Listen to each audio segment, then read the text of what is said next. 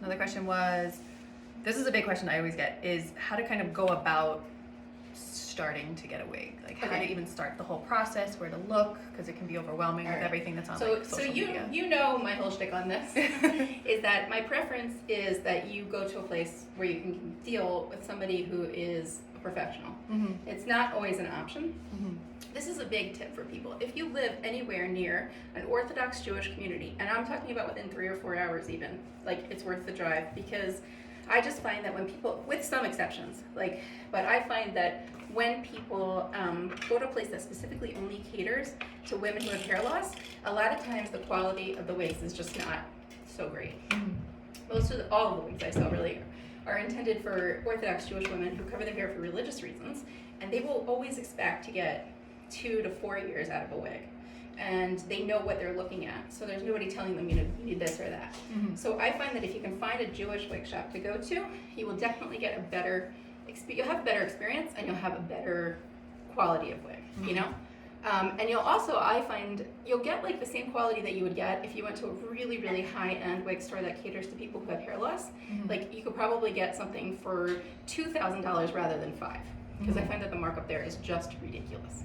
Okay, Yeah. so that's one thing. Not always, but a lot of times.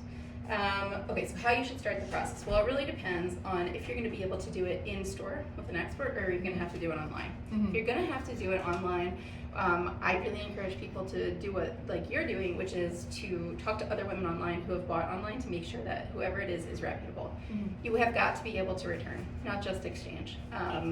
People charge a restocking fee, and that is fair, but it shouldn't be exorbitant. Like it shouldn't be so much that you're like, I'll just keep it because I can't pay the restocking fee. Mm-hmm. You should make sure that you can have some contact with the person beforehand to ask some questions. And I would even say, like we offer this, and I think a lot of people like it, we'll do a virtual consult.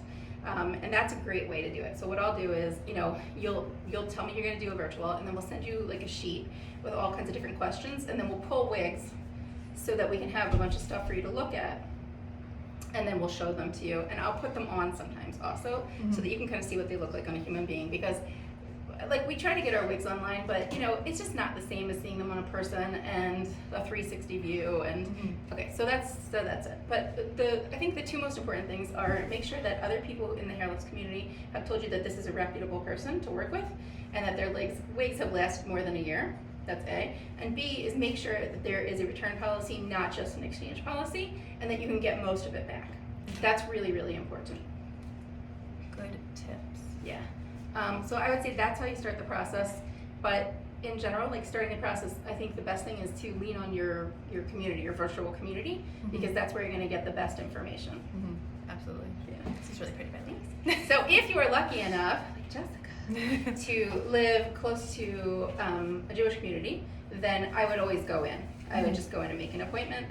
Generally appointments are free, and then it's always, always better. It's like buying anything online. You buy a dress online, you could order a size 10, an 8, and a 12. None of them will fit, from different brands, blah, blah, blah, blah, blah, different colors. They don't look the same. So it's the same thing with a wig. Like this. If you could come in and try on 30 wigs, we have like 340 wigs at the store. If you could come in and try on dozens of wigs to make sure that you really get what you want and it fits well and all that, you're going to end up with a great wig, and it's a little bit easier. It is doable by mail. Yeah.